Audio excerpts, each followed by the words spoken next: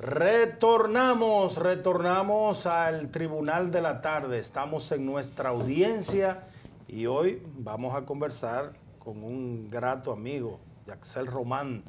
Siempre es un placer tenerte aquí en este Tribunal de la Tarde.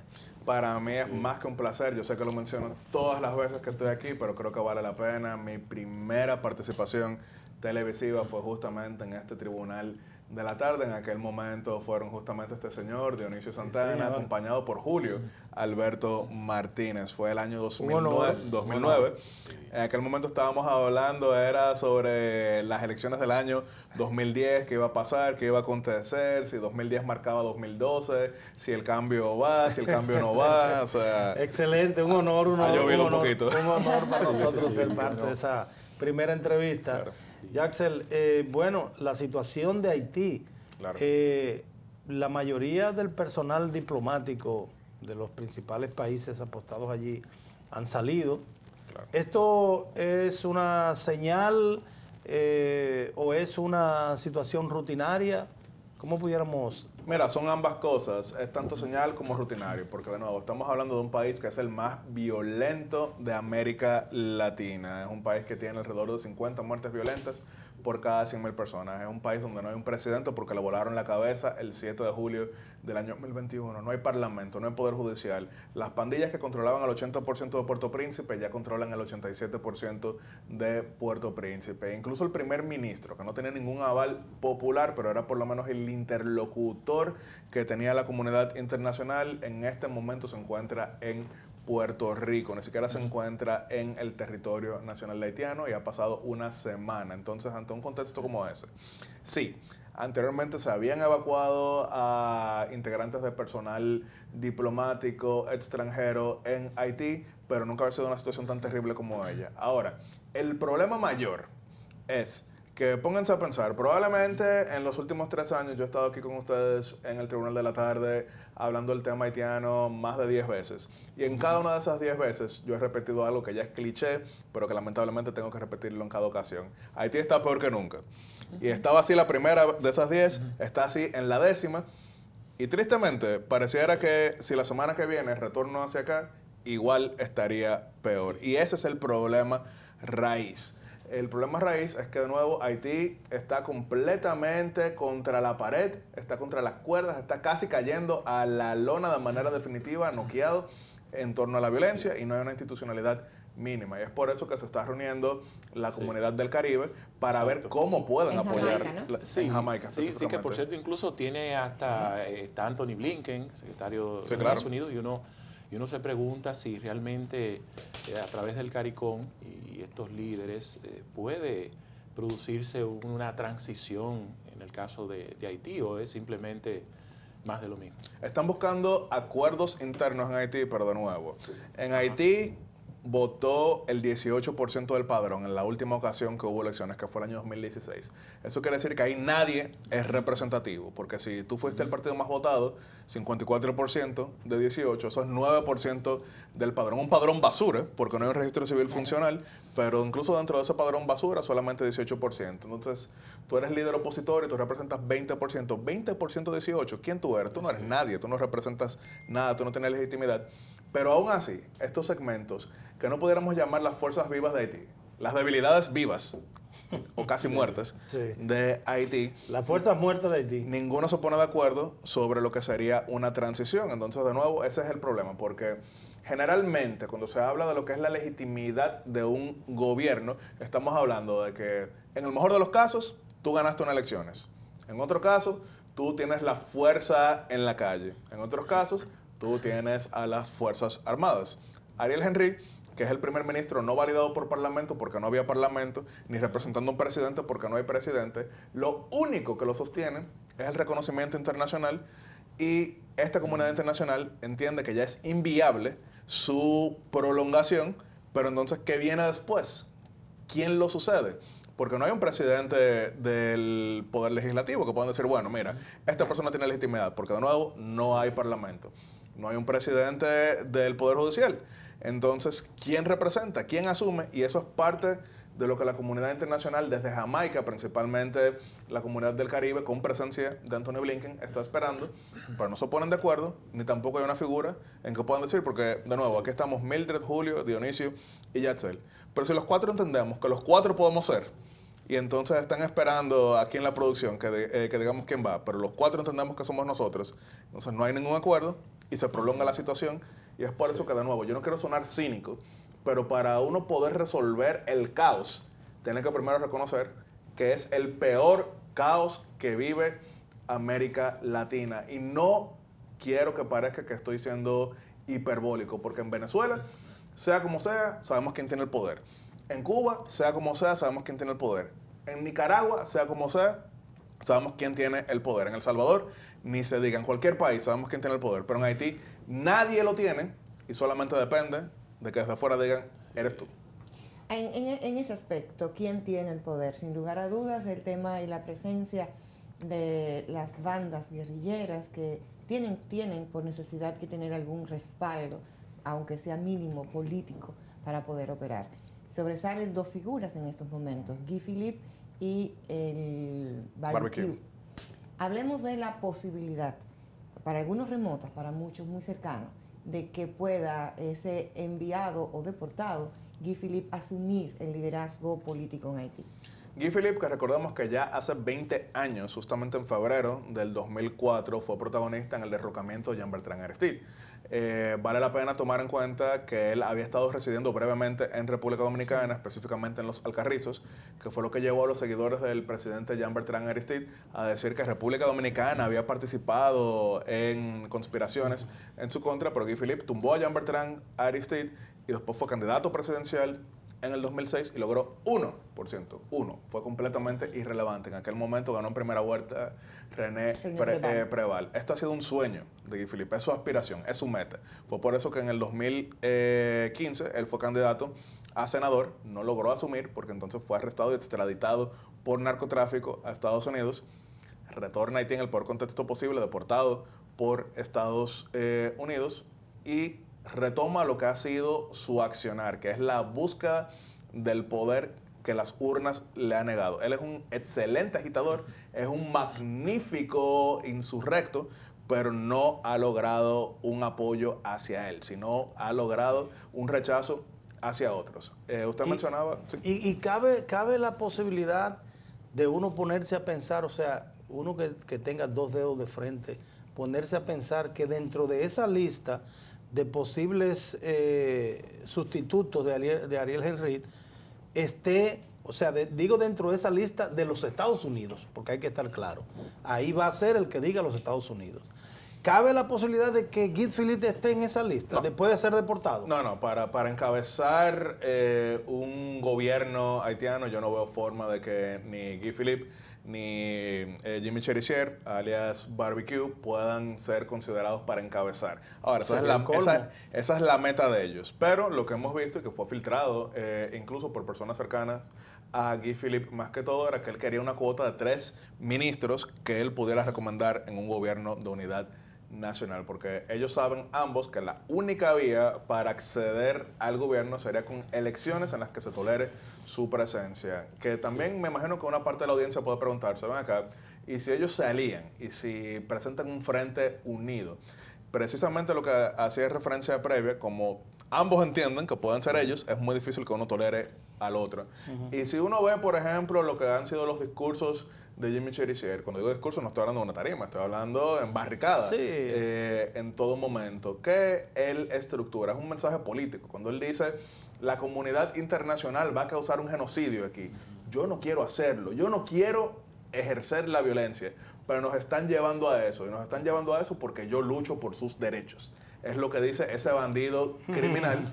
Pero desde luego, en un país que tiene hambruna, en un país que tiene enfermedades, en un país que tiene pobreza, en un país que tiene inseguridad, que él vende, que es resultado de la comunidad internacional, no que él es protagonista de esa inseguridad, llevando a cabo masacres, hay personas que se lo compran. Ahora, no han logrado que eso se traduzca en apoyo para la presidencia. Sin embargo, también tenemos que tomar en cuenta que si hubiese elecciones en Haití, probablemente, por lo menos en el nivel parlamentario, ellos sí pudieran llevar senadores y diputados, que fue lo que ya pasó con Guy Philippe cuando logró ser electo senador. Para presidente fracasó, pero para senador sí lo logró. Y eso, si él hubiese tomado juramento, le daba cierto nivel de inmunidad. Y descartado esos líderes rebeldes, el propio Ariel Henry, ¿quiénes pudiéramos en estos momentos descifrar con algún perfil político para ocupar el poder en Haití? ¿Tú crees en el caso de la viuda de Jovenel Moïse u otra figura? Bueno, es que incluso ella fue incluida en la acusación por la conspiración para asesinar a Jovenel Moïse, lo cual no quiere decir que eso sea cierto, innegable, palabra escrita en piedra, pero ya eso significó que cierta controversia la rodeara. Si estamos hablando del ex canciller y también ex primer ministro Claude Joseph, él también fue incluido en esa acusación. Sí. Pero de nuevo, vamos a partir de la siguiente premisa. En Haití no hay nadie fuerte, en Haití no hay nadie relevante, en Haití no hay nadie que pueda decir soy yo la figura de consenso político porque yo represento esto. Vamos a hablar de otros momentos de transición que ha vivido América Latina. Por poner un ejemplo, 30 de mayo de 1961 cae asesinado Rafael Leónidas Trujillo y la comunidad internacional, a quien escoge como interlocutor a Joaquín Balaguer, que era el presidente de jure, a pesar de que no tenía el control real. Y entonces a partir de ahí, él fue la figura de la transición.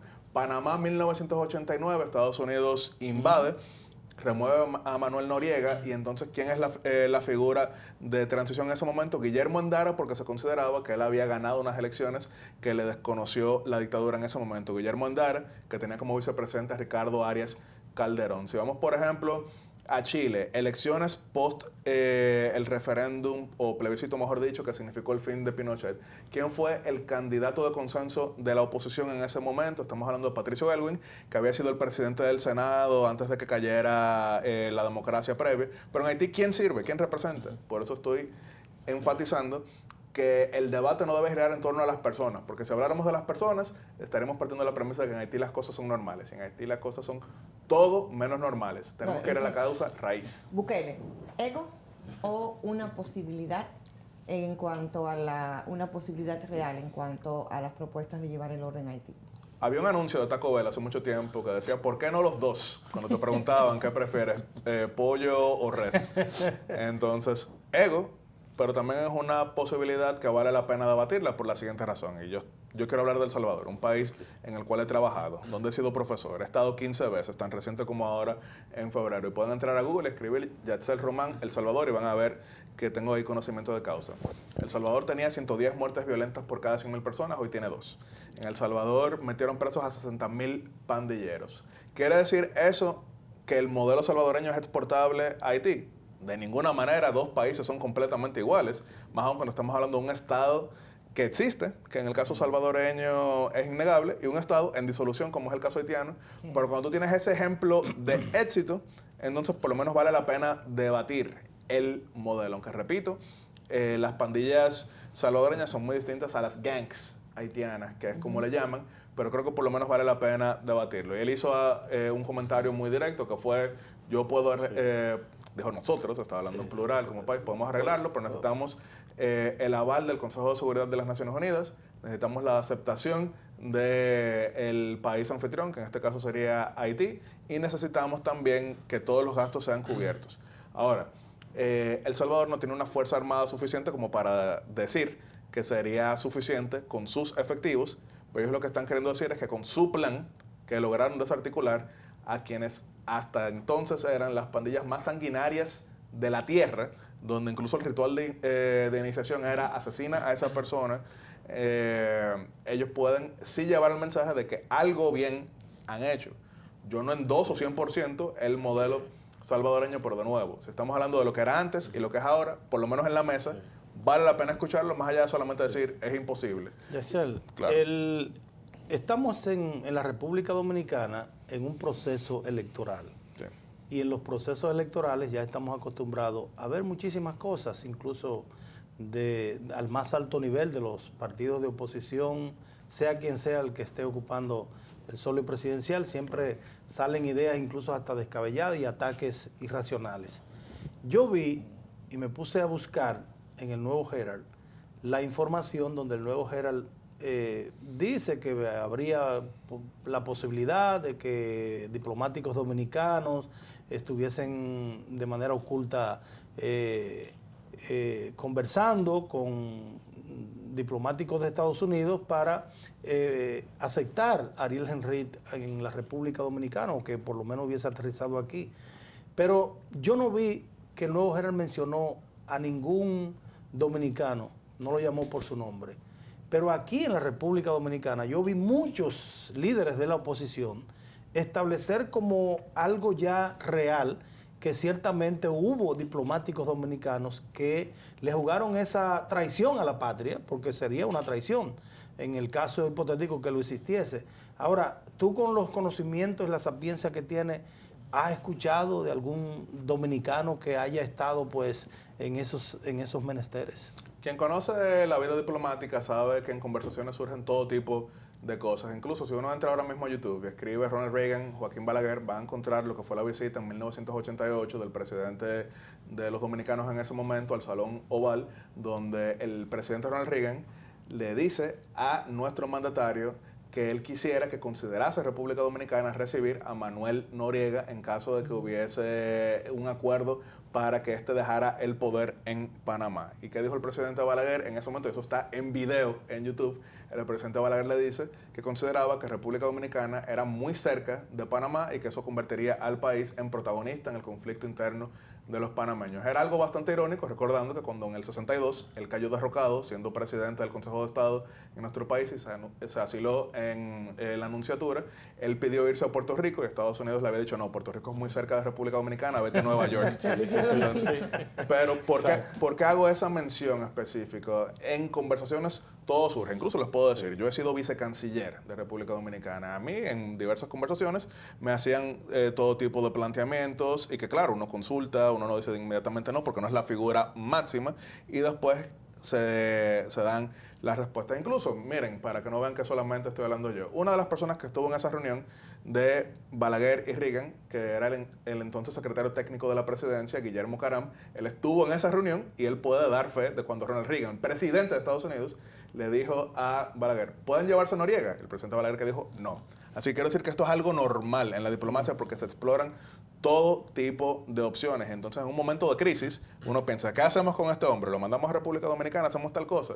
Incluso recordaremos que en otros momentos República Dominicana sí ha aceptado presencia de figuras caídas en nuestro país. El caso más reciente, 2009, que fue específicamente Manuel Zelaya, derrocado en junio del 2009 hasta que llegó en 2010. Y en el mismo caso haitiano, recordaremos Leslie Manigat, que había sido el primer presidente electo de Haití después de la dictadura duvalierista, pero solamente duró 2 meses, fue derrocado. Recordaremos que en aquel momento quien lo mandó a recibir en el aeropuerto era el senador del Distrito Nacional, Santo Domingo, Jacinto Peinado. Pero quiero decir que tenemos experiencia en ese sentido, pero al ser esta una situación mucho más caótica que la de Noriega 88-89, más caótica que la de Haití 88-89, República Dominicana de ninguna manera podía servir de asilo en la práctica a un actor como este. ¿Por qué digo asilo en la práctica? Porque a lo mejor algunos expertos en Derecho Internacional Público me dirían, Yatsel, pero ellos en ningún momento han pedido asilo. Pero no lo pueden hacer porque en el momento en que pidan eso, eso es una renuncia a la primera magistratura. Pero si tú pasas una semana fuera de tu país, el que tú dices que gobiernas, tú estás asilado. ¿Te gusta o no te gusta? Ya tú un tema, y perdón, con el permiso del compadre. Analízame la figura de Ariel Henry. Médico, un hombre, bueno, que el tema político allá quizás no se hace mucha carrera política, llega. ¿A qué tanto qué pudiera explicar ese apego todavía a una nominación? Porque ya de hecho hace tiempo que lo perdió. Simbólico porque fue la última decisión de Jovenel Moïse 2 días antes de que fuese asesinado. Incluso nunca llegó a juramentarse. En ese momento, de hecho, recordaremos que cuando cae asesinado Jovenel Moïse, el debate estaba bueno. Claude Joseph, que era canciller y primer ministro, sí llegó a juramentarse, no ante un parlamento, pero por lo menos ante el presidente. Entonces, ¿quién manda aquí? Pero fue la comunidad internacional que decidió entonces reconocer a Ariel Henry. Pero de nuevo, es una figura irrelevante. Él no importa, porque aún no hubiese nacido jamás Ariel Henry, aún él no existiera, Haití estaría en exactamente la misma situación. Es algo más simbólico que de la persona, pero en un contexto distinto. Por eso hacía la comparación con Joaquín Balaguer 1961, que había asumido la presidencia de jure, aunque sabemos que el que mandaba era Trujillo, que era formalmente el gobernador de Santiago. En ese momento Balaguer era el presidente de la República por la renuncia de Negro Trujillo. La comunidad internacional lo reconoció, pero por un manejo hábil, sensato y francamente maquiavélico, no solamente logró sobrevivir lo que fue aquella crisis, sino después ser 6 veces presidente de la República de manera no consecutiva. Es un contexto completamente distinto. A Ariel Henry no le llega ni por los tobillos a Joaquín Balaguer, ni Haití del 2021, 22, 23 y 24 se parece a República Dominicana del 61, porque siendo completamente justos, sí, claro, mataron a Trujillo, pero había un Estado. En Haití no hay nada. No hay ni siquiera un interlocutor. Exacto.